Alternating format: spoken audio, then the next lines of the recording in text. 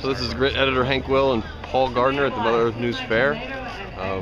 And Paul was just talking about some of his successes that he's had this year gardening. So Paul, could you talk a little bit about that? I was just going to say I had a lot of successes this year. Getting things started indoors, it was a goal that I had. We saved a lot of seed last year. We were able to bring over a lot of our heirloom tomatoes and some of the different varieties we wanted to try. So I was able to get those started indoors.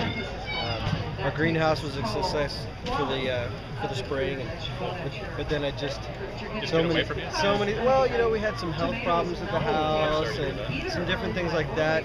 And it just was one thing after another. I really relied on my kids a lot this year, and they helped us out a ton. And then they started breaking bones, so it was just one thing after another. But so do you have any tips on saving tomato seeds?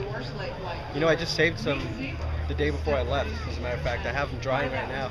Best thing to do is just take the tomato seeds, and they have that natural gooey, pulpy stuff around it. If you just take that and put them in either a small bowl or a cup with some saran wrap on top, the natural fermentation is going to happen, and that's what happens in the nature anyway.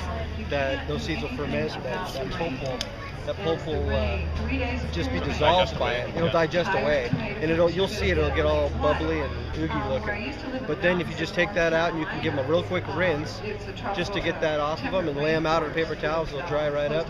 And they store. I mean, the ones I grew this year were actually 2-year-old seeds, and I had about 98% germination rate. And then you store them in the refrigerator or just in a dry place? I just keep them in a dry place.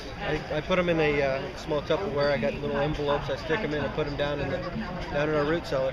Very cool. So it stays cool. Very cool. Paul Gardner, folks, check him out on www.grit.com.